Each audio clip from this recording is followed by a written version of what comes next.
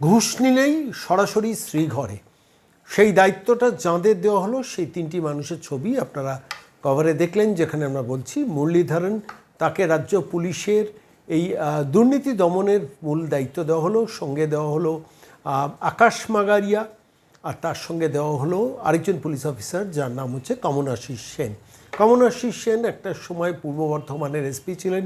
সেখান থেকে মমতা বন্দ্যোপাধ্যায় তাকে হুগলির রুরালে ট্রান্সফার করেছিলেন এবং প্রশ্ন উঠেছিল যে এই কমনাশিস সেনকে দিয়ে পরবর্তীকালে সে হুগলি গ্রামীণের ভোট লুট করার মেশিনারি সাজানোর জন্যই কমনাশিস সেনকে নিয়ে যাওয়া হয়েছে, এমনই অভিযোগ উঠেছিল সেই সময় মিডিয়ায়।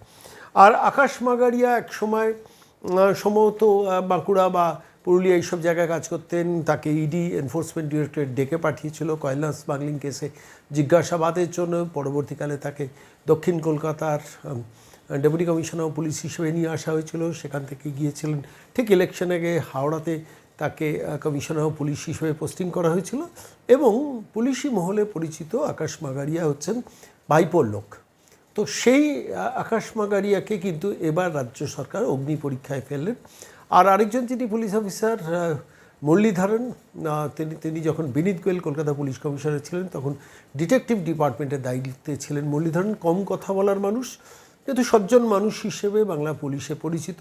তিনি একটা সময় বিধাননগর পুলিশ কমিশনার ছিলেন ব্যারাকপুরের পুলিশ কমিশনার, এবং তাকে এবার নিয়ে আসা হলো এই অগ্নি পরীক্ষায়, যেখানে রাজ্য সরকারের কোনো জায়গায় কোনো দুর্নীতি দেখলে কর্মচারীদের মধ্যে সঙ্গে সঙ্গে এরা ধরবেন। এই কমনাশিস সেন, আকাশ মাগারিয়া এবং মুরলীধরন, তিনজন অফিসার, যে তিনজন অফিসারকে নিয়ে মমতা বন্দ্যোপাধ্যায়ের রাজ্যতে প্রচুর বিতর্ক ছিল, কিন্তু এরা আদতে এফিশিয়েন্ট অফিসার, ফলত তাদের খারাপ কাজে মমতা বন্দ্যোপাধ্যায় লাগাতেন, এটা এই ধরনের অভিযোগ উঠত। কিন্তু সেই মানুষগুলোকেই এবার শুভেন্দু অধিকারী দুর্নীতি দমন করার জন্য তাদের দিয়ে টিম তৈরি করলেন।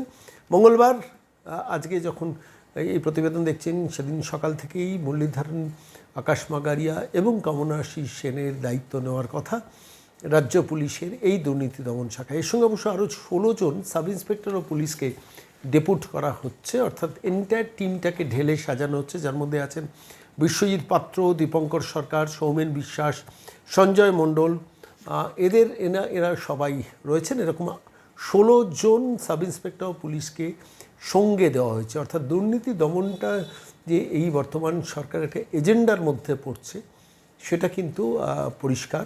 অর্থাৎ ঠিক একটা সরকারের 90 দিনের মধ্যেই, 90 দিন ক্রস করেনি এখনও, 90 দিনের মধ্যেই দুর্নীতি দমনের শাখাটাকে যেভাবে সাজানো হলো, তিনজন অফিসার আকাশ মাগারিয়া, মুরলীধরন, কমনাশিস সেন, এরা কর্মক্ষেত্রে যথেষ্ট এফিশিয়েন্ট, কিন্তু মমতা বন্দ্যোপাধ্যায়ের রাজত্বে এরা অন্যভাবে ইউটিলাইজড হয়েছিলেন বলে বারবার অভিযোগ আসে। যাই হোক, বেটার লেট দ্যান নেভার, এই তিনজন এফিশিয়েন্ট অফিসারকে দিয়ে এবার দুর্নীতি দমন শাখা তৈরি হলো। সজাগ থাকবেন, সতর্ক থাকবেন সরকারি কর্মচারীরা। কোনো রকম দুর্নীতির মধ্যে ঢুকলে একদম সরাসরি নিয়ে শ্রীঘরে ঢুকিয়ে দিতে পারেন এই মানুষগুলো, যাদের ছবি এই মুহূর্তে খবরটা কি জানতেন সেগমেন্টে দেখছেন।